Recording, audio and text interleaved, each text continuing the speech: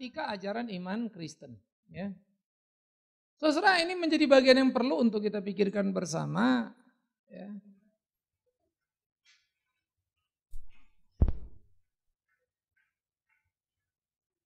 Sistem dalam pemikiran iman Kristen.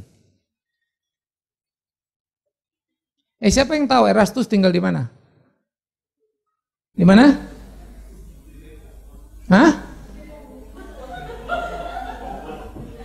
Hah? Salah. Dia tinggal di Korintus. 2 Timotius 4 ayat 20.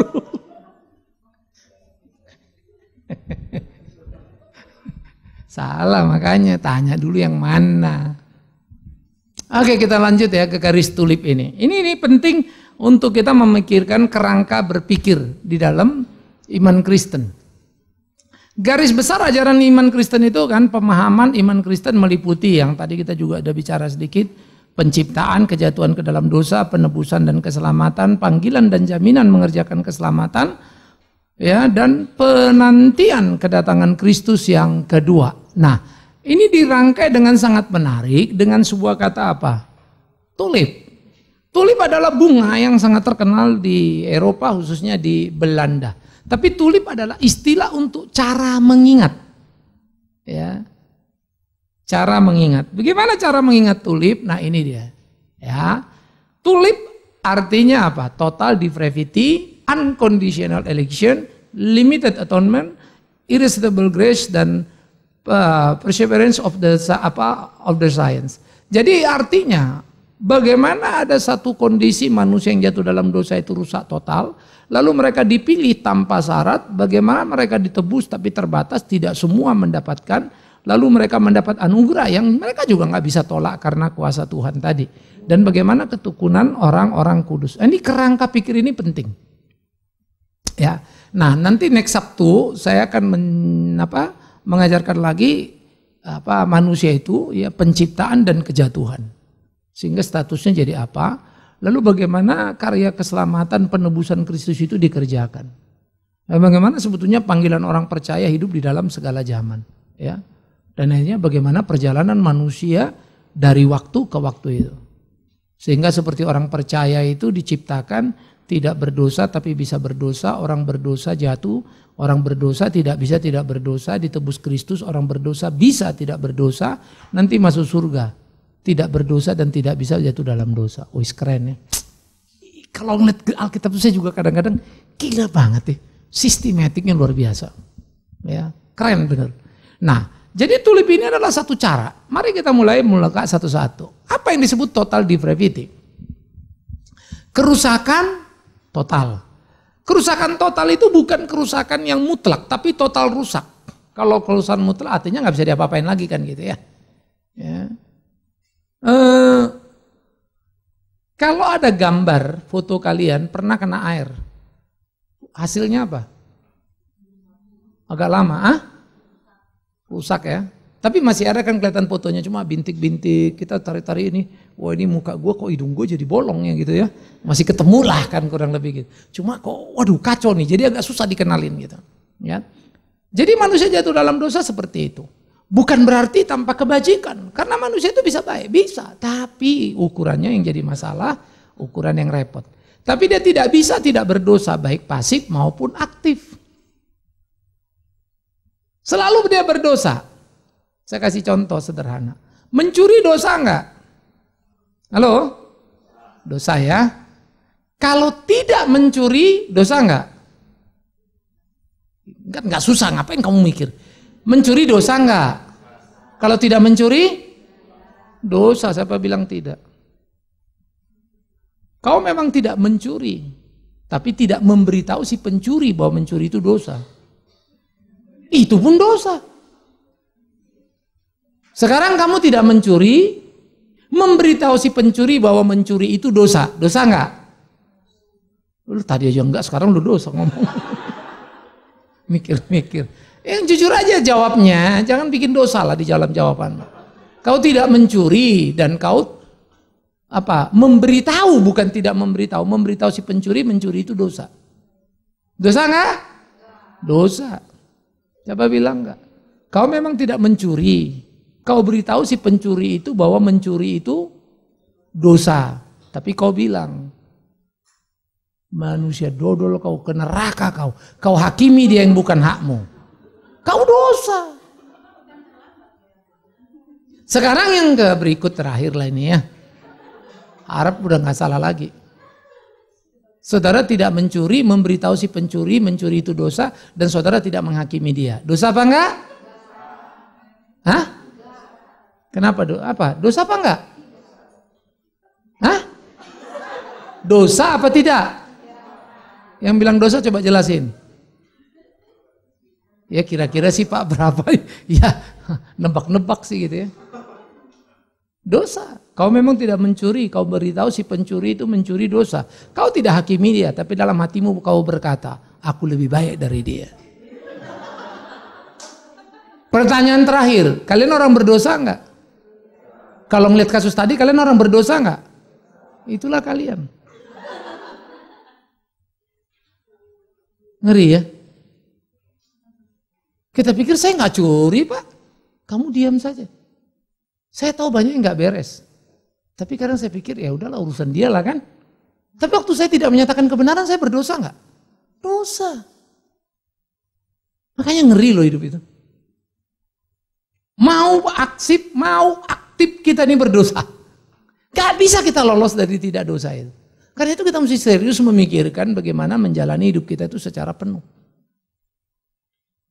Ya. Itulah kerusakan total kita itu.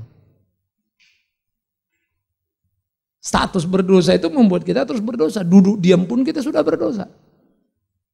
Abai pada dunia berdosa, nggak mau tahu urusan orang lain juga dosa. Mau tahu salah mau taunya juga dosa. Ya. Terus kita bilang kalau gitu mati deh Pak, biar nggak dosa gitu ya. Mau mati juga dosa. Karena Tuhan nggak kasih kok kamu mau. Jadi mau mati itu juga bukan hero itu. Ngeri ya. Jadi itulah kerusakan total itu. Ada kebajikan tapi standar nilainya beda. Saya mau tanya, matahari itu terang apa enggak? Halo? Terang. Udah ya? Matahari terang ya? Pertanyaan saya kedua. Matahari waktu siang terang. Pertanyaan saya kedua, lilin waktu malam terang enggak? Oke, jadi jelas ya, matahari terang, lilin juga terang waktu malam.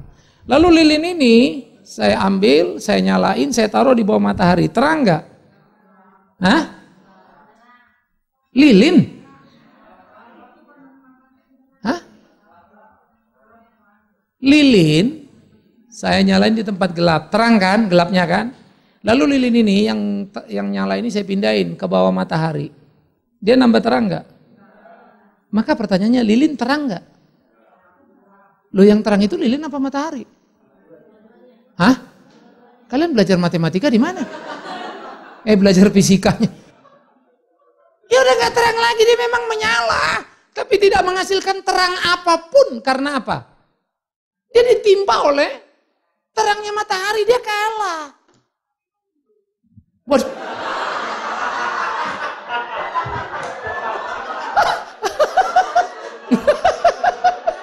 Aduh.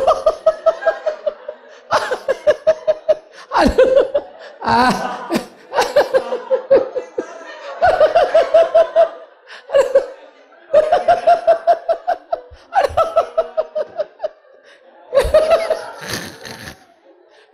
Aduh, baru kali ini aku bisa ketawa sungguh. Gila dah. Sampai biasanya saya nggak bisa diam loh, orang nanya saya jawab dah. Kali ini saya langsung terdiam. Nggak tahu lagi ngomong apa.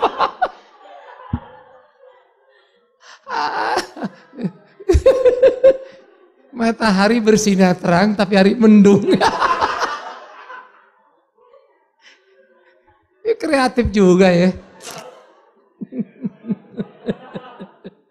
Paling tidak ya. Ini salah satu orang yang bisa bikin saya sampai terdiam loh. Biasanya orang tanya saya jawab, tanya saya jawab, tanya saya jawab. Kali ini saya, hah? Keren juga ini.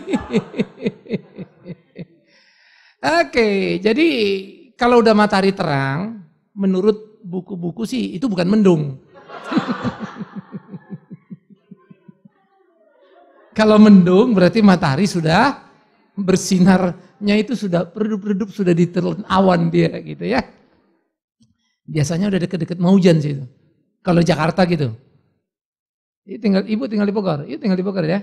Bogor beda memangnya. Ternyata. Jangan-jangan tegalnya di Megamendung lagi. Pak, matahari bersinar tapi saya di mendung. Di mana? Saya di Megamendung. Ya, jadi matahari bersinar, lilin tidak lagi bersinar. Hati-hati ya. Lilin menyala. Menyala dan bersinar itu dua hal yang berbeda. Ya. Maka ditimpa matahari, dia tidak lagi. Kenapa? Karena dia kalah. Artinya pertanyaannya sekarang, sebetulnya lilin itu terang apa enggak sih? Halo? Terang di mana? Begitulah kita ini, kita baik. Di mana? Di antara orang jahat. Dekat orang baik kita baik enggak? Udah, sombong amat. Aduh, kalian ini benar-benar.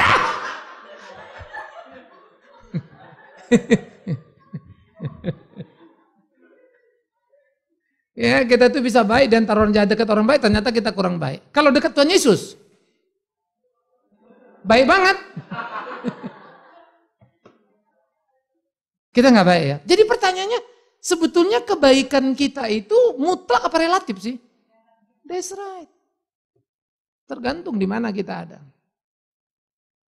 Laki-laki yang di sini, kalian ganteng nggak? Hah? Ganteng kalau kumpul sama siamang.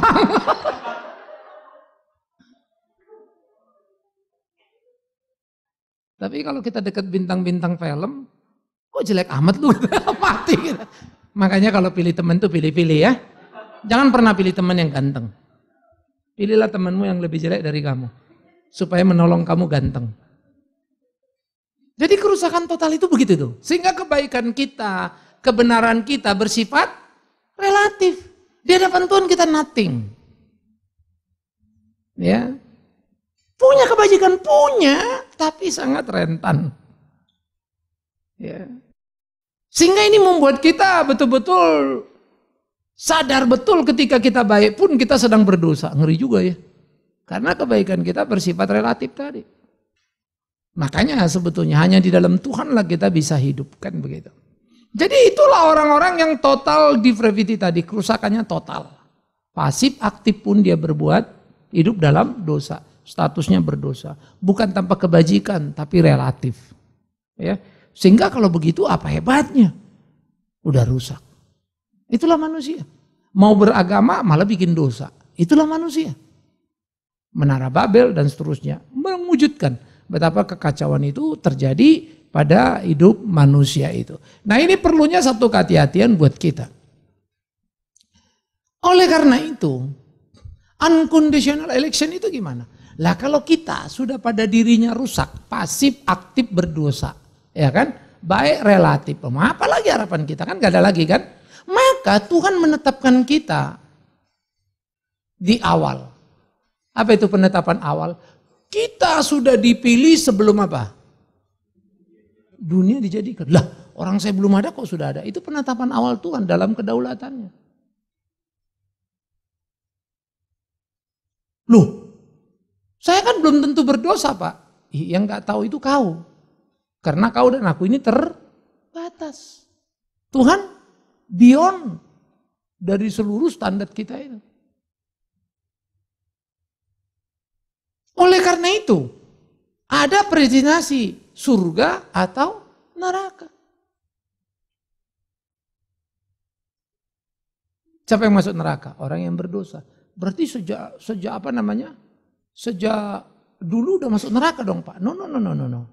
Manusia diciptakan jatuh dalam dosa. Semuanya ke neraka. Tapi ada yang dipilihnya masuk surga. Kenapa? Oh karena dia tahu. Dia tahu kita bakal baik. Enggak juga. Contohnya si penyamun itu kan. Kapan bakal baiknya? Begitu percaya mati. Lalu kenapa dia selamatkan kita? Halo, kenapa Tuhan menyelamatkan kita? Karena kasihnya. Gak ada alasan lain. Kok bisa dia mengasihi kita? Begitu besar. Sampai kita menjelaskan pun gak tahu lagi dari mana. Terlalu besar untuk dijelaskan, saya juga gak ngerti kenapa dia mengasihi saya. Gak ada alasan satupun. Maka ada satu lagi ya, why you chosen me?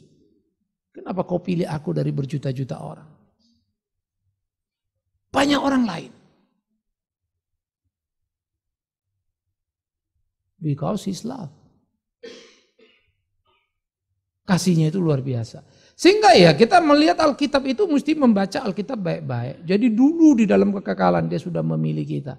Karena dia tahu manusia akan jatuh ke dalam dosa dan merusaknya. Maka yang dipilihnya untuk diselamatkan, maka ada yang tidak dipilih untuk diselamatkan, akibatnya kemana? Ke surga. Itu namanya predestinasi surga atau neraka. Tapi bukan dia yang memilah-milah ini masuk surga, ini yang masuk neraka. Sebelum diciptakan ditentukannya kau ke neraka, kau surga. Bukan itu Tuhan. Kita yang membuat diri kita ke sana. Ya. Yang ketiga, pemilihan Tuhan itu bersifat kudus. Ya. Bukan pemilihan yang transaksional. Bukan pemilihan yang ada reason yang harus dipenuhi. Bukan seperti itu. Ya. Maka pilihan Tuhan yang bersifat kudus tadi itu menjadi pilihan yang luar biasa yang diberi katakannya pada kita. Sehingga kita yang dipilih, yaitu yang Tuhan berikan, ya, kita akan menjalankan apa yang menjadi kehendak Tuhan itu. Maka Yesus berkata apa? Semua yang diberikan Bapakku akan datang padaku, dan barang siapa yang datang padaku tidak akan kubuang. Jadi bagaimana kita tahu orang itu dipilih apa tidak dipilih? Dia datang kepada Kristus. Bahasa kita sekarang, dari mana kita tahu? Dia percaya pada Kristus. Dari mana kita tahu dia percaya pada Kristus? Pohon dikenal dari keren ya. Maka itulah nilai terkuat dalam hal-hal seperti ini. Sehingga orang yang dipilih kudus itu begini ya. Ini ada laptop, ada iPad, ada tisu. Kalau pilihan kudus itu namanya kudus gini. Diambil dari kumpulannya, dipisahkan dari kumpulannya, membuat dia tidak sama dengan kumpulan yang lama. Dia masuk dalam kumpulan yang baru, namanya kudus. Maka dia bilang jangan berbuat dosa lagi. Jangan lagi kau hidup seperti yang dulu. Kita memang masih di tengah dunia, teman kita masih penjahat, tapi kita sudah bukan penjahat. Maka kamu tidak boleh lagi duduk sama temanmu lalu memikirkan hal yang jahat. Kalau kau duduk sama temanmu, ajaklah dia berpikir hal yang baik, yang benar. Supaya dia mengerti. Jadi kita diarahkan ke sana. Itulah kualitas kudus itu. Sehingga di dalam bagian ini menjadi penting bagi kita untuk belajar sama-sama memahami apa sebetulnya yang sudah dipilih Tuhan itu, yang ditetapkannya ya terhadap sebuah pilihan tanpa syarat. Karena nggak ada kita yang bisa memenuhi syarat dia. Ayo, mana buktinya bahwa kita tidak bisa memenuhi syarat Tuhan? Kalau kita dikasih fair kompetisi gitu ya. Ayo, ini ketentuannya, semua kita berkompetisi untuk memenuhi syarat dia. Maka kita akan lolos. Buktinya apa? Bahwa tidak ada yang bisa lolos. Hukum Taurat. Perjanjian lama itulah bukti. Diberikannya hukum kan? Ditabrakin semua itu. Siapa yang gak nabrak hukum itu? Musa pun harus berurusan dengan kekudusan Tuhan. Suruh ngomong dia ngamuk, dia pukul sambil marah. Marahnya itu adalah melanggar kekudusan Tuhan. Waduh mak, kalau serius begitu siapa yang bisa? Memang gak ada. Itu sebab hanya karena kasih karunia Kristuslah kita diselamatkan. Maka unconditional itu, election itu di situ. Ya, itu yang harus betul-betul kita pahami. Nah, bagaimana kemudian dia memilih kita? Dia menebus kita dalam pilihan yang disebut penebusan terbatas. Bagi orang yang diperkenannya, tidak semua orang. Damai di bumi bagi orang yang diperkenannya, tidak semua orang. Siapa yang diperkenannya? Itu urusan dia. Kenapa saya tidak diperkenan? Itu haknya dia. Kenapa saya diperkenan? Itu juga haknya dia. Bukan karena saya baik atau saya tidak baik. Sehingga diperkenan atau tidak diperkenan.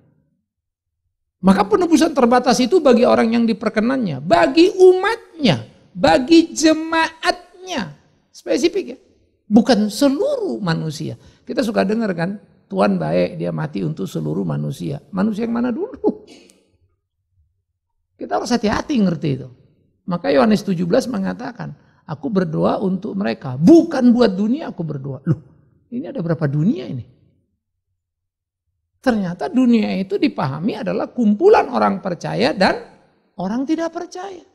Aku bukan berdoa buat dunia yang tidak percaya ini, tapi buat mereka. Itulah kasih Allah yang besar akan dunia ini. Yaitu mereka-mereka yang percaya, yang miliknya, yang akan ditebusnya. Penebusan terbatas itu bagi siapa? Bagi dombanya, bagi sahabatnya. Sangat spesifik. Jadi kalau kita membaca Alkitab itu sebetulnya sangat jelas tuh. Tapi kalau kita nggak bisa mendetek ya selalu terjebak kesalahan. Keselamatan Tuhan berikan pada semua orang, tapi banyak orang keras kepala, keras hati, sehingga mereka tidak diselamatkan. Padahal kalau mereka lembut, mereka ikut, mereka diselamatkan. Artinya kalau kelak mereka selamat, siapa yang menyelamatkan mereka? Hah? Kelembutan hatinya, kebaikannya. Yesus tidak akan berdaya menyelamatkan kita kalau kita enggak baik. Jadi dia menyelamatkan kita tergantung kitanya baik apa kagak. Waduh. Ya. Mengerikan sekali sorga itu ya. Sabarlah engkau hambaku yang baik, sekarang engkau di sorga. Terus kita bilang, iya Tuhan. Untung kita bisa kerjasama ya.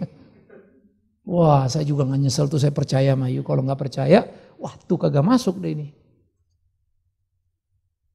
Ngeri kan? Jadi itu kita bilang, no. Dia memilihnya dalam kehendaknya. Disebut juga miliknya atau mempelainya. Yesus itu mempelai apa? Pria. Kita adalah mempelai wanitanya. Jadi dia mengkhususkan itu. Sangat spesifik. Sehingga kalau kita ngelihat Alkitab itu jelas. Pertanyaannya memang siapa yang diperkenannya, siapa umatnya, siapa dombanya, siapa miliknya. Kita nggak bisa ngelihat lalu ngomong ini. Tapi pohon akan dikenali dari buahnya. Ini dia. Maka kita harus bisa mengenali diri kita sendiri. Ya, di dalam hidup kasih karunia Tuhan yang luar biasa itu. Ya. Oleh karena itu ini menjadi bagian penting. Ya, bagaimana pemilihan Tuhan itu dikerjakan.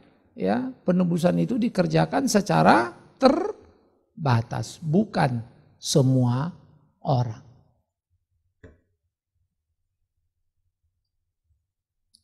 Lalu bagaimana anugerah itu Tuhan berikan? Anugerah diberikan dari siapa? Allah. Anugerahnya bisa ditolak enggak? Enggak. Kenapa enggak? 1 Korintus 12 ayat 3 keren ya. Tidak ada seorang pun dapat berkata-kata oleh Roh Allah, dapat berkata terkutuklah Yesus. Tapi tidak ada seorang pun dapat mengaku Yesus adalah Tuhan selain oleh siapa? It's not you.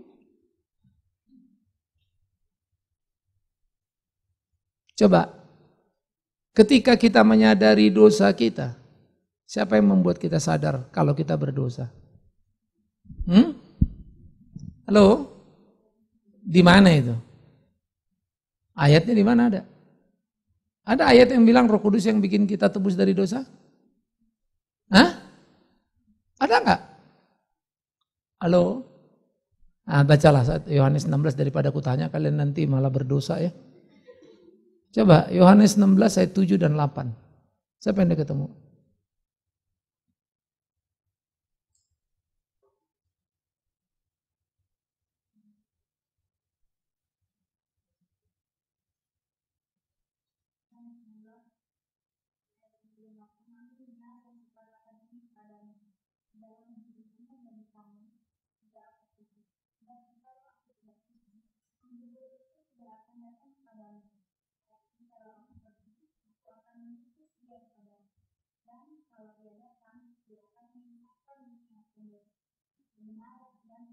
Oke, good. 9, 10, 11 nanti penjelasan. Apa itu, ketidakpercayaan akan dosa, apa kebenaran, penghakiman.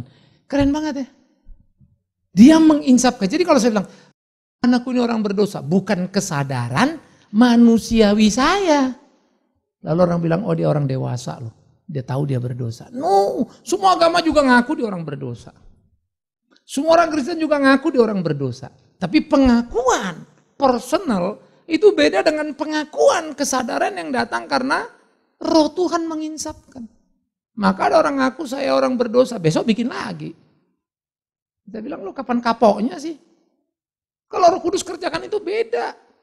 Orang berdosa itu akan berubah. Bisa jatuh dalam, bisa, tapi dia kembali lagi, dia insap betul. Dan dia akan sedih ketika dia berbuat berdosa. Karena dia mendukakan Roh Tuhan itu. Ada kesedihan pada diri dia. Dan dia berkelahi dengan dirinya untuk tidak lagi terjerumus, tidak lagi terjatuh begitu. Nah, itu membuat kualitas orang-orang seperti ini berbeda sekali. Ya. Jadi itulah yang diberikan. Dan kita tidak bisa menolaknya. Anugerah dari Allah tidak bisa ditolak.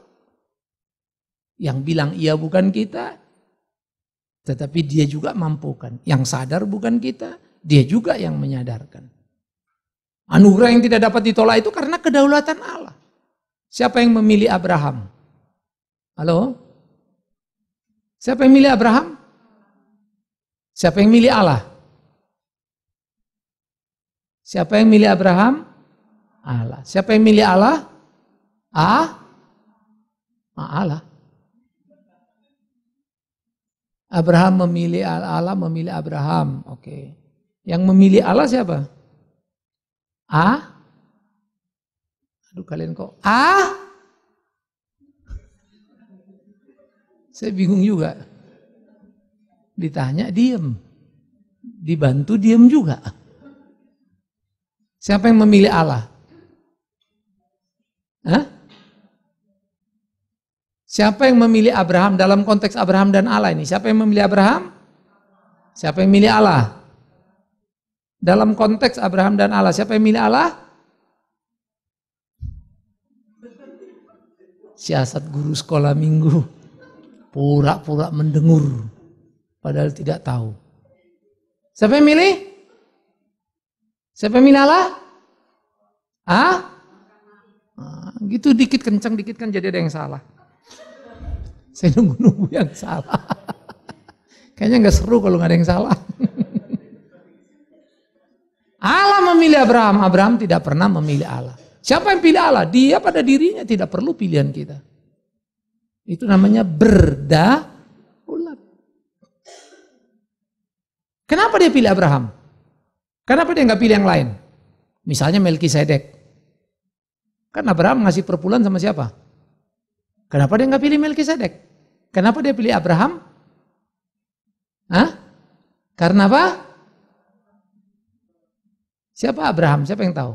Karena apa? Siapa Abraham? Siapa yang ingat? Karena apa? Bapak? Hebat benar. Ya Allah pilih Abraham karena Allah mau pilih Abraham itu kedaulatannya. Saya coba mengganggu pikiran kalian. Supaya saya tahu kalau kalian ngajar sekolah minggu salahnya seberapa jauh gitu. Bukan karena dia beriman, sesudah dia pilih dia baru menjadi bapak orang, itu pilihan Tuhan yang membuat dia ke situ. Maka dari Abraham lahirlah satu bangsa, Ishak, Yakub jadi apa? Israel baik nggak sih? Ada nggak bangsa yang lebih baik dari Israel? Kenapa Tuhan pilih Israel? Ya udah mulai pintar, betul. Kenapa ragu-ragu? Kalian udah mulai ragu-ragu juga jawab gitu. Ini yang salah, yang benar, yang mana? Karena kedaulatannya. Nah kan dia berdaulat penuh. Ya. Maka itu yang kita bisa ngelihat bagaimana Tuhan memilih ya di dalam kedaulatannya yang penuh dan gak bisa yang lawan. Lalu Tuhan nanti pilih, kenapa sih penyamun itu? Bukan ahli Taurat kan gitu ya. Kenapa kepala tentara itu, kepala pasukan itu yang bilang sungguh dia ini anak Allah. Kenapa bukan si Yudas saja? Kedaulatan.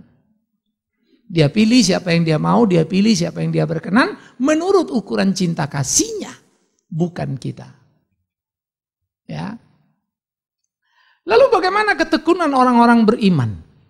Maka pemeliharaan Allah itu berlaku pada orang-orang beriman. Kita dituntunnya, dipimpinnya. Kemanapun engkau pergi, aku menyertai kamu sampai kapan?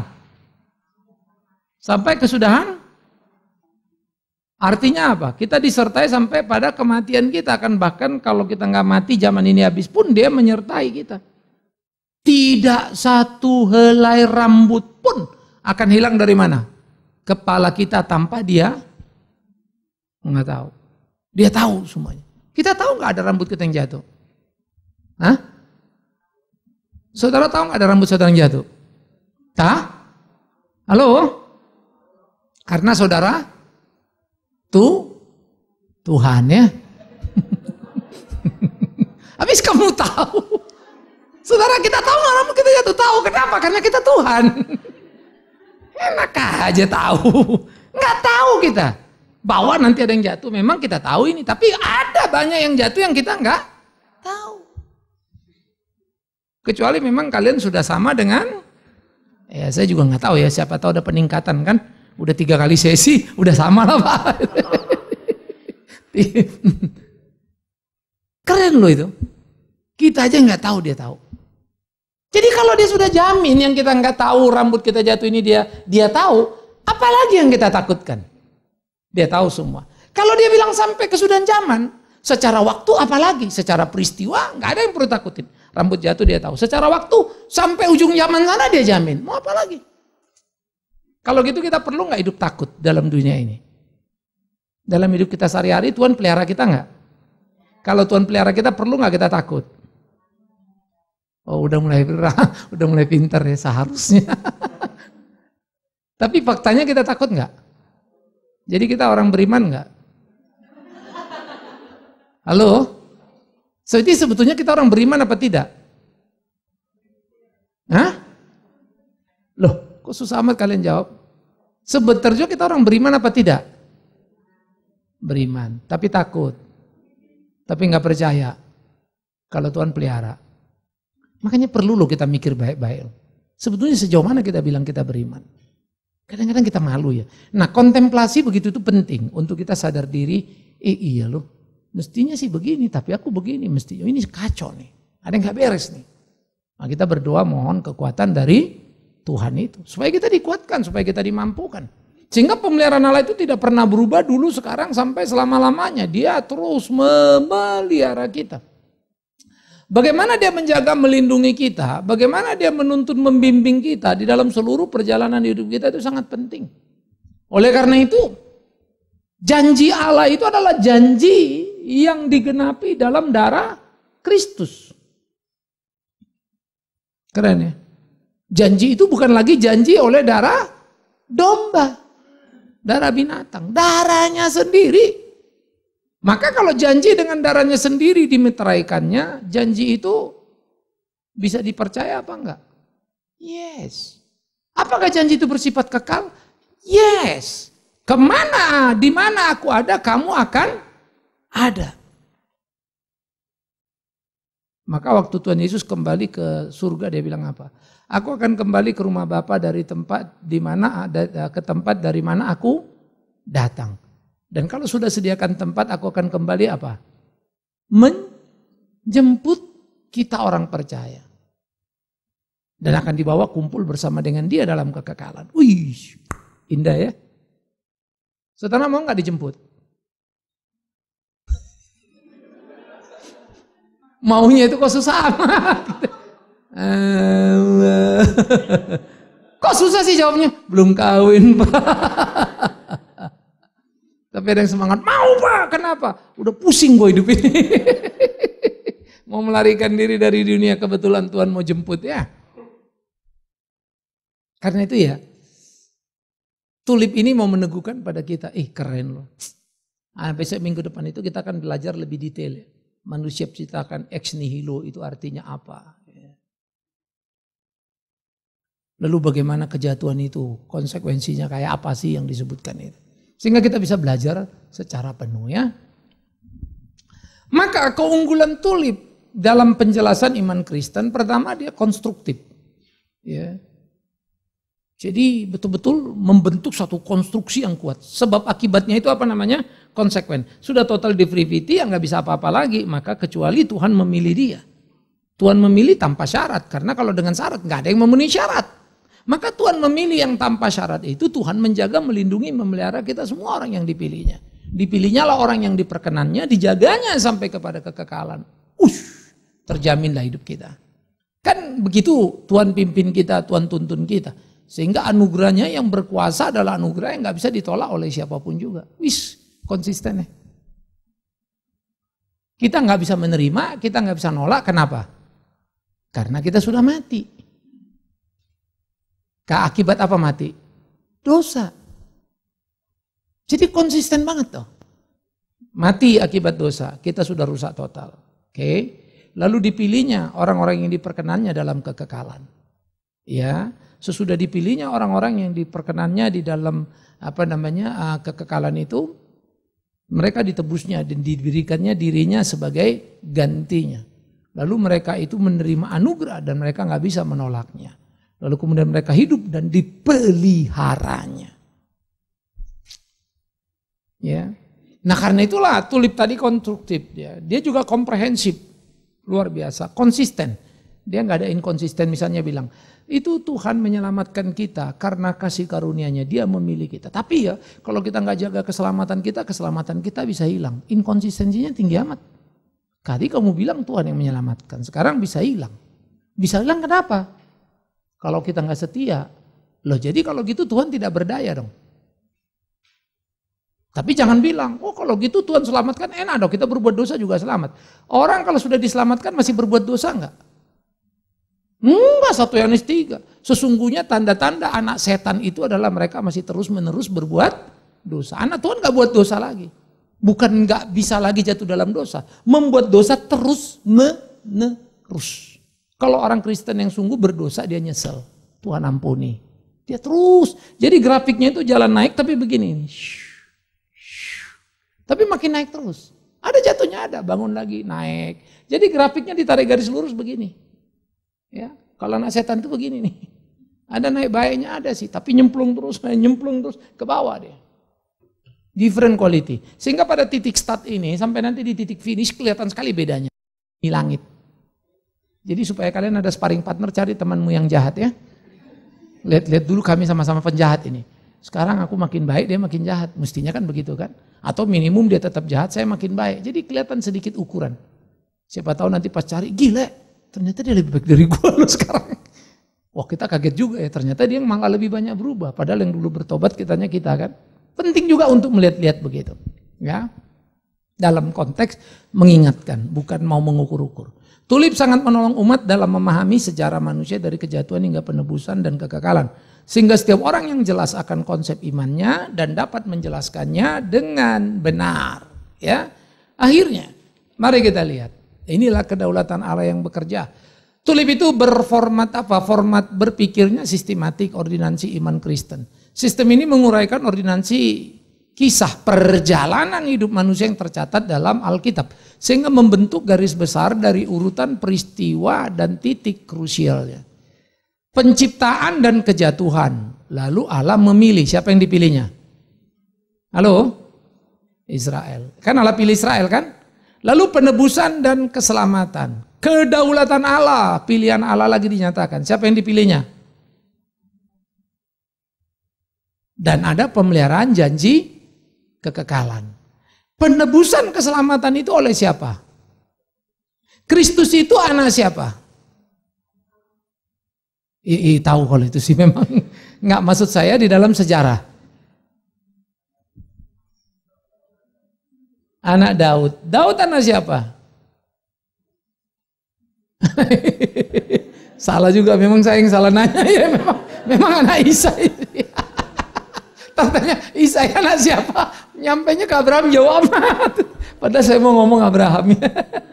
Oke, Galatia 3:16 dah biar nggak capek saya nanya, nanti dijawab lagi. Galatia 3:16. Coba baca.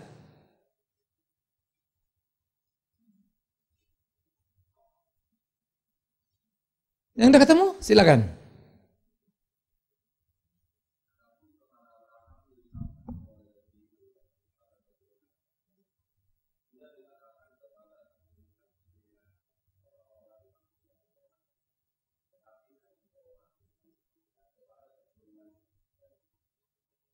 Jadi siapa?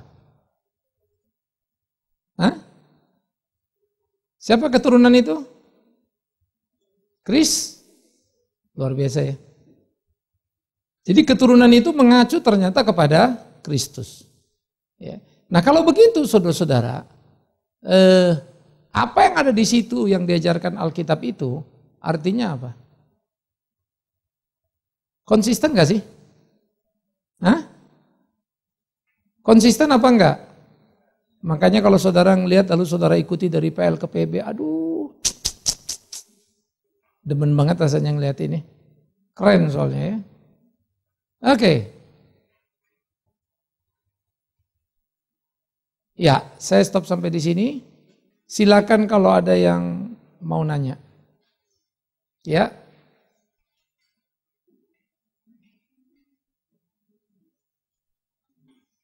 Mana itu tadi halo-halonya mana? Depan-depan.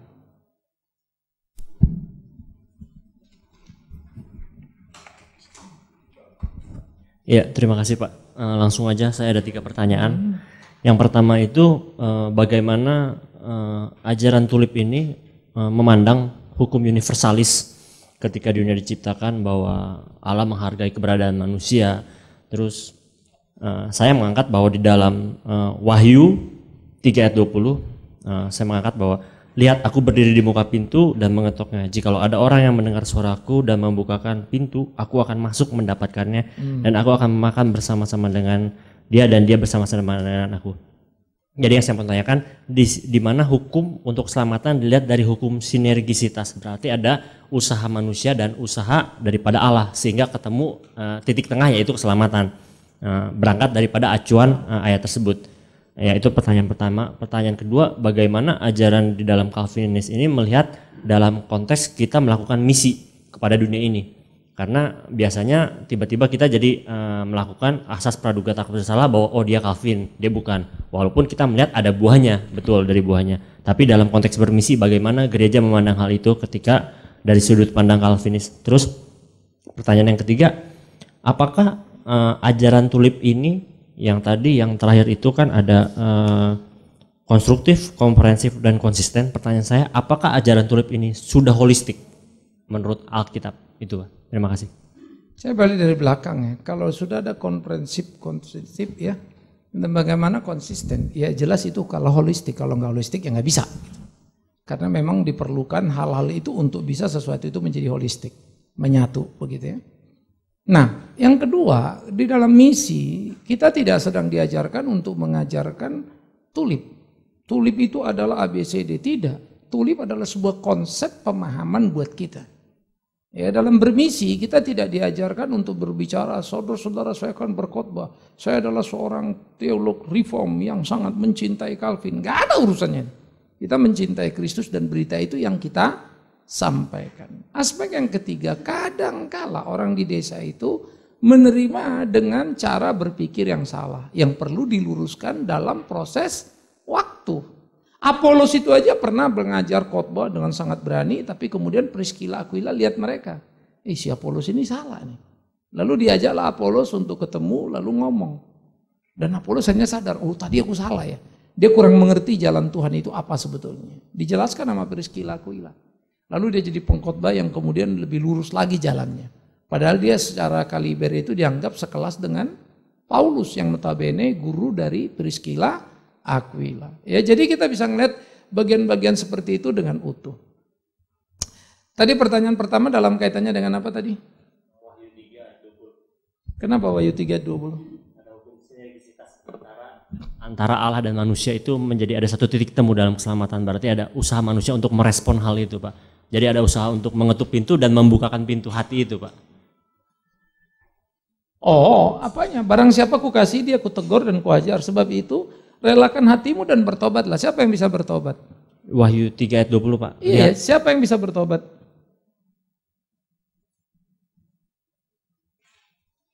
Siapa orang yang bisa bertobat? 19 dulu. Hah? Orang yang diinsapkan oleh Roh Kudus. Maka waktu dibilang, lihatlah aku berdiri muka pintu mengetuk. Kalau ada orang dengar suaraku dan membukakan pintu, aku akan masuk mendapatkannya, makan bersama dengan dia. Pertanyaannya sederhana. Kalau mendengar suara dan membuka pintu, siapa yang buka pintu? Hah? Yang mengenal suaranya. Itu ditunjukkan kepada orang-orang Kristen yang sudah lalai jalannya. Dia mesti kembali, bukan orang tidak kenal. Nangkap nggak? Maka di Laodikia itu kita nggak boleh berhenti dari pasal atas. Aku tahu segala pekerjaanmu. Jadi orang Kristen apa bukan nih? Halo? Ini Kristen apa bukan sih? Kristen. Kau tidak dingin, tidak panas. Alangkah baiknya kalau kamu dingin atau karena suam-suam kuku, aku tidak panas, aku mau memuntahkan kau. Karena itu aku berkata, kau berkata kaya padahal kau miskin, kau berkata begini. Aku nasihatin kamu, jangan lagi begini dan begono. Karena itu, siapa yang kukasih dia akan kutegur, ya, kuhajar. Karena itu relakan hatimu dan bertobatlah. Lihat aku berdiri muka pintu ketuk dan dengar suaraku buka. Itu bukan ditujukan kepada orang tidak Kristen. Nah banyak orang menyalahartikan ini. Seakan-akan orang gak Kristen juga kalau diketuk terbuka pintunya terbuka jadi masuk. Nih, orang yang mengenal suaraku. Dalam konteks Yohanes 10 gembala yang baik. Gembala yang baik, domba-domba itu apa? Tentang suaranya.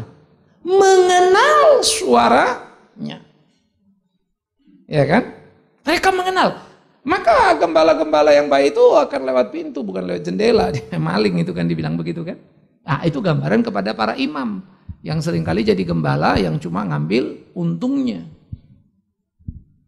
Jadi Wahyu 3 ini tidak menunjuk kepada orang-orang yang belum kenal Kristus. Konteksnya itu pada gereja Tuhan. Yang lalai hidupnya ada suam-suam kuku diingetin nih. Gue ketok nih. Kamu dengar? Buka. Ayo kembali. Come to me. Jadi comeback lah dia. Ya, jadi bukan orang yang tidak mengenal Kristus. Makanya saya bilang tadi, teologi reform itu luar biasa. Ya, Paulus juga ngomongkan dalam Efesus pasal 2 kan, keselamatan itu adalah anugerah bukan hasil jerih payah. Ya, good. Ada lagi? Yuk. Mana duluan? Oke. Nanti habis itu ke Marley. Nah ini Pak, tadi saya sempat mencatat Pak. Sempat apa? Mencatat. Oh. Pak Bigman bilang bukan Tuhan yang memilah-milah ke surga ke neraka Pak. Kan udah jelas Pak, yang di ayat-ayat apa tuh yang Tuhan memilih sebelum dunia dijadikan, berarti kan itu memang sudah ada yang dipilih, ada juga yang nggak dipilih Pak. Loh iya. Terus apa? Yesus juga pernah ngomong sama murid-muridnya kan, murid-muridnya nanya nih, kok Tuhan itu selalu bercerita dalam perumpamaan. Lalu Tuhan ngomong, kepadamu diberi karunia untuk mengerti. Tapi orang-orang itu nggak punya karunia mengerti sehingga mereka nggak mengerti dan nggak percaya. Nah itu yang pertama Pak. Terus yang kedua saya kebetulan juga beberapa hari yang lalu Pak saya membaca tulisan Calvin Pak mengenai double predestinasi. Di situ dibilang Tuhan menetapkan orang yang dipilihnya supaya masuk surga. Yang kedua, Tuhan juga menetapkan orang yang supaya masuk neraka, binasa gitu Pak. Dalam hal ini bagaimana bisa mengerti Pak Tuhan itu baik Pak, kok dia menetapkan orang yang masuk ke neraka. Itu. Kamu baca buku Calvin apa tulisan orang tentang pendapat Calvin? Ini Pak Budi Asali Pak. Iya bukan Calvin. Oh, iya. Tapi itu jangan tambah, jangan kurangi tulisan orang. Di atasnya ada bahasa Inggrisnya, tapi diartikan dalam bahasa Indonesianya pun kurang lebih seperti itu Pak, double. Bukan, makanya itu namanya hyper Calvinis, ada lower Calvinis, moderat Calvinis, beda-beda. Orang yang bilang mengikut Calvin pun banyak. Ya kalau saya Calvin Sirait. Jadi mesti hati-hati dulu terhadap terminologi itu ya. Nah maka pertama sebetulnya harus dipahami betul-betul. Tuhan memilih sejak kekekalan, yes. Tapi Tuhan tidak membuat kau masuk neraka sejak kekekalan. Itu sebab pada penciptaan diciptakanlah manusia itu segambar dan serupa dengan siapa? Dirinya. Maka dibilang jangan berbuat dosa. Jangan kau makan, kalau kau makan mati kan? Kalau manusia diciptakan segambar serupa dengan dirinya, tapi ditetapkannya masuk ke neraka, edan nggak itu? Logikanya dulu lah. Berarti dia pun berpotensi masuk mana? Halo? Segambar serupa dengan dia, Pak. Nah, tetapi manusia yang diciptakan oleh Allah tidak terbatas adalah manusia yang terbatas. Manusia ini tidak berdosa, suci murni tapi bisa jatuh dalam dosa. Itulah konsekuensi yang namanya terbatas. Tapi kalau dia jaga keterbatasannya, dia aman. Sayangnya, dia nggak mau terbatas, dia mau tidak terbatas, dia mau sama dengan Allah. Dimakan buah jatuh dalam dosa. Akibat jatuh dalam dosa, disitulah manusia itu mati. Pertanyaannya, siapa yang membuat manusia itu mati dan harus ke neraka? Harus ngerti dulu nih, manusia itu. Understanding ya? Ya kan? Tapi Allah sudah tetapkan, Allah tahu manusia itu akan begitu. Baru kemudian sesudah dia tetapkan yang mau dipilihnya. Oke? Kalau ada yang dipilih, ada nggak yang nggak dipilih? Betul dong ya? Konsekuensi ada dipilih kan ada yang nggak dipilih. Sehingga yang nggak dipilih itu masuk mana? Siapa yang masukin neraka? Tuhan. Ya jelas bukan, jatuh dalam dosanya. Maka yang berpikir filosofis itu saya pikir harus hati-hati. Kalau saya nggak mau minum ini, ya, saya minum teh manis, bukan berarti saya tidak pernah minum air putih, cukanya cuma teh manis. Hanya karena saya pilih ini loh. Ya. Cuma memang kalau saya minum ini berarti saya nggak minum ini. Tapi sampai kapanpun ini tetap namanya air putih, ini teh manis. Pilihan Allah terhadap keselamatan adalah pilihan terhadap kematian. Waktu dia memilih orang yang mati diselamatkan, dia tidak punya kewajiban. Waktu dia tidak pilih yang mati, maka binasa, memang sudah di situ tempatnya.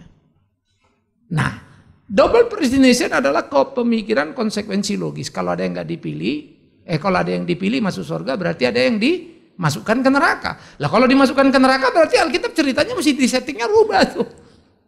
Allah lagi apa? Main-main.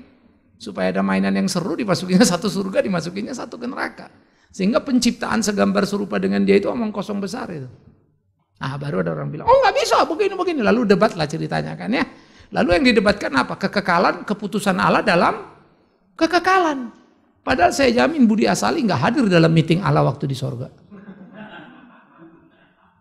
Saya garansi itu nggak hadir.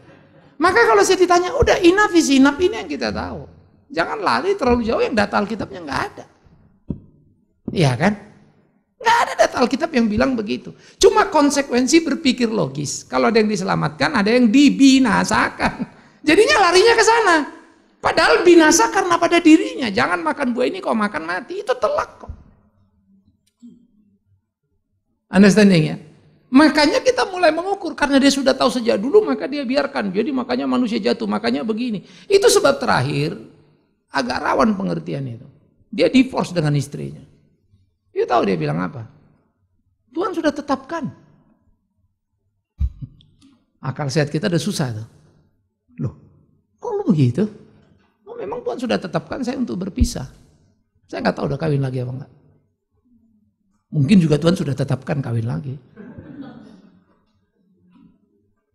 Apa iya Tuhan begitu menetapkan kamu untuk kamu hidup salah?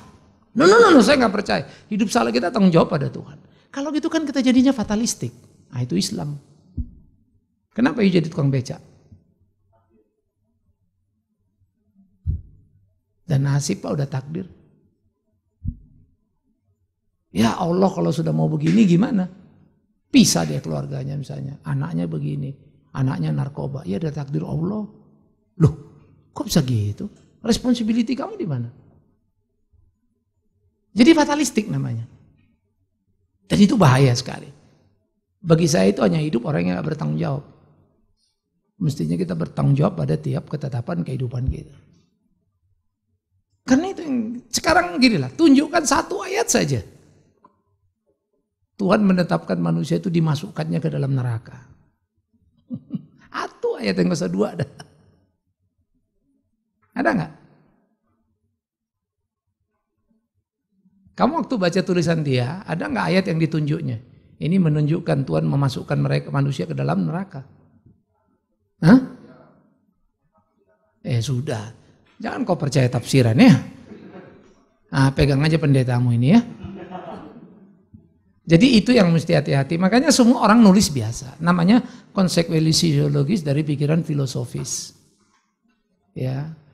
Kalau saya tidak mau, tidak serta-merta saya membenci kan. Understanding nggak maksudnya? Itu harus hati-hati dong. Yang saya bukannya benci, tapi saya memang nggak mau. Jangan dipaksa, karena nggak mau berarti benci. Itu kan jahat sekali jadinya. Ini kan sama dipaksa kan. Nggak milih ke sorga berarti nyemplungin ke neraka. Gila juga loh. Gitu loh. Padahal ke neraka itu udah jelas di kejadian kan. Jangan makan kau makan mati. Siapa yang makan? Tuhan larang nggak makan? Halo, kalau makan masuk mana? Kita ganti matinya masuk neraka kan? Jangan kau makan, udah jelas-jelas Tuhan ngelarang. Kenapa pula dia dilibatkan lagi? Dia yang masukkan ke neraka, kan ngeri banget itu. Ya, jadi itu makanya dalam berteologi itu ada area yang dimana kita mesti berhenti. Enough is enough. Kalau di kekekalan Tuhan mikirnya gimana Pak? Oh saya nggak tahu itu. Oh saya nggak pernah diajak meeting kok. Gimana mau kuceritakan sama kau di kekekalan itu? Nggak tahu saya. Oh kalau Bapak nggak tahu saya nggak mau percaya. Nggak apa-apa, terserah kau. Kau mau percaya apa enggak? Tapi jujur harus kukatakan aku tidak tahu. Tapi aku tidak tahu karena aku tahu. Aku tahu aku tidak tahu. Repotnya kau tidak tahu. Kalau kau tidak tahu kau paksa harus tahu. Nah sok tahu lagi lah. Susah juga kita kan. Berbahagialah kita kalau tidak tahu apa yang kita tidak tahu. Kalau kita tahu apa yang kita enggak tahu. Yang paling kasihan itu kalau nggak tahu dia nggak tahu. Tahu nggak? udah jawab tadi ya? Udah dua-dua kan? Wah, kurang ajar kau. Ayo 40 apa lagi?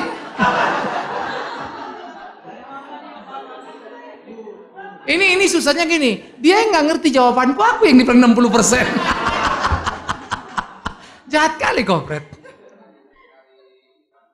Bukan masalahnya, kamu baca sebuah tulisan, kamu berasumsi itu Alkitab. Jadi kalian harus baca sebuah tulisan, cari argumen Alkitabnya apa. Baru kita discuss. Kok ayat ini bilang ini? Nah kalau kita discuss pendapat orang, kita kasih pendapat kita, ya berkelahi lah itu dua pendapat itu. Liar kali kan gitu kan. Tidak akan ada keputusan di situ. Makanya banyak orang teologinya macam-macam. Ya kan sama kita kalau misalnya pergi orang teologinya udah miring ini kita ngomong, dia bilangnya kita yang miring. You nggak ngerti sih katanya. Mati nggak? Ayo kita diskusi Alkitab gitu lah. Ya jadi pendapat itu banyak sekali. Nanti kamu akan baca ada hyper Calvinis, lower Calvinis. Lalu orang-orang semua bicara Calvin tapi kok beda-beda ya Pak? Ya memang iya. Sangat beda sekali. Dan Calvin itu jangan lupa bicara predestinasi itu nggak sampai satu bab. Dari satu bab itu beberapa bagian tok. Predestinasi di dalam buku Institutio. Itu bukunya Calvin. Nggak banyak. Yang banyak itu sesudah dia mati. Semua menafsir apa kata si Calvin. Mungkin kalau si Calvin bangun marah juga kali dia. Aku kurang ajar kau, aku aja nggak mikir sampai ke situ. Kau lagi bawa-bawa tambah-tambahi pendapatku. Tapi itu biasa. Understandingnya. Itu biasa itu. Saya juga pernah ketemu orang, Pak masa yuk katanya ngajar gini. Saya juga bingung kan, kapan gua ngomong begitu? Siapa yang ngomong? Si A katanya gini-gini. Wah gila jauh amat gitu. Saya juga kaget. Tapi saya hanya belajar pikir-pikir lagi ngomong. Enggak Pak maksud saya begini waktu itu. Wah saya lihat kacau juga. Memang orang bisa nangkep kita apa? Salah juga kan. Lalu dia cerita, kata dia Pak bingung. Padahal nggak begitu. Nah itulah orang katanya Calvin bilang, padahal Calvin nggak begitu. Institusio ya, sedikit sekali predestinasi. Nggak banyak. Tapi diskusi predestinasi banyaknya setengah mati. Sampai ributlah antara Calvinis dengan orang-orang Arminian. Kalau sekarang gereja dengan GBI, Pantekosta itu kan cenderung Arminian. Ribut nggak karu-karuan, padahal nggak ada yang perlu diributkan. Itu cara memahami keselamatan itu. Tapi yang jelas keselamatan di dalam siapa? Yesus. Enough is enough gitu kan? Ya. Silakan Ibu Marley. Oh, mana mic-nya itu? Ini Pak mau tanya satu udah dipegang. Di Roma 6 ayat 23. Apa 6? Roma 6:23 kan bilang sebab upah dosa ialah maut. Tapi sini saya baca kalau 1 Yohanes 5 ada yang saya ingin tanya Pak mengenai di sini bilang Yohanes 5 ayat 16 dan 17 dibilang ada dosa yang tidak mendatangkan maut. Itu hendaklah ia berdoa kepada Allah dan Dia akan berikan hidup kepadanya, yaitu mereka yang berbuat dosa yang tidak mendatangkan maut.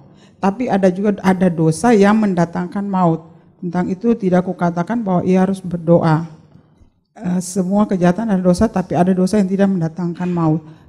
Saya mau nanya itu Pak, jadi dosa yang sini di Roma 6 udah bilang upah dosa adalah maut, tapi di 1 Yohanes 5 itu bilang ada dosa yang tidak mendatangkan maut dan ada dosa yang mendatangkan maut. Jadi kau mau yang mana? Nanya.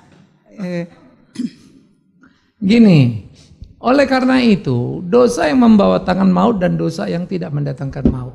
Di dalam kitab Injil sudah dijelaskan. Barang siapa yang tidak percaya kepada anak manusia dosanya masih bisa diampuni. Tapi siapa yang menghujat apa? Menghujat anak manusia dosa diampuni. Menghujat Roh Kudus dosa tidak diampuni. Oke. Maka pertama orang menghujat Yesus tidak mau percaya. Masih ada waktu dia untuk percaya. Masih bisa diampuni kan. Kalau menghujat Roh Kudus artinya menolak terus menerus. Ya nggak ada lagi kesempatan. Karena orang yang menolak terus menerus hati nuraninya entek. Ya, mati kan. Sesudah hati nurani mati apalagi? Dia nggak akan pernah insaf akan dosanya. Itulah makanya jangan menolak terus menerus. Itu bilang berbuat dosa kalau 1 Yohanes 3 itu bahasanya apa? Anak setan itu kan kau 1 Yohanes 5 tadi kan? Aku baca di 1 Yohanes juga ayat 3 ayat 10 coba baca. Ayat 9. 1 Yohanes 3 ayat 9. Setiap orang yang lahir dari Allah tidak berbuat dosa lagi, sebab benih ilahi tetap ada di dalam dia dan ia tidak dapat berbuat dosa karena ia lahir dari Allah. 10. Inilah tandanya anak-anak Allah dan anak-anak iblis. Setiap orang yang tidak berbuat kebenaran tidak berasal dari Allah. Demikian juga barang siapa yang tidak mengasihi saudaranya. Nah, jadi kalau gitu kita tahu kan, orang yang berbuat dosa itu anak siapa? Iblis, ya kan? Betul nggak? Mar? Yang tadi anak yang orang yang tandanya anak iblis itu orang yang berbuat dosa kan, tidak berbuat kebenaran kan, betul nggak? Ayat 8 itulah lebih gampang lah. Barang siapa tetap berbuat dosa berasal dari siapa? Berasal dari iblis. Oke, jadi yang berbuat dosa itu berasal dari siapa tadi? Iblis. Pertanyaannya, Marley masih bikin dosa nggak? Hah? Jawab dulu atuh. Masih nggak? Masih bisa jatuh. Karena Marley anak Tuhan, anak Tuhan.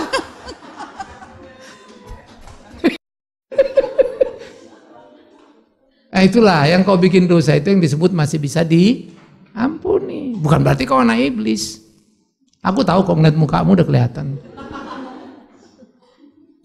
Tapi anak Tuhan itu dia bisa jatuh, bisa, tapi dia kemudian bangun. No, ini nggak boleh. Kalau anak iblis itu dia betah di situ terus menerus. Roh Kudus ngomong udah enggak, dia lawan terus. Itulah yang tidak terampuni. Understanding ya? Oke, good. Ada lagi? Satu terakhir, udah jam 3:30 rupanya. Oke, kalau nggak ada kita close di sini lah ya. Udah ya? Oke. Kita close di sini sampai Sabtu depan ya, kita akan bicara topik yang cukup penting nanti ya. Manusia ya, jadi penciptaan dan kejatuhan, terus karya penebusan dan keselamatan ya. Bagaimana perjalanan kehidupan orang beriman. Oke, kita tutup silakan kepada Bapak Ibu panitia.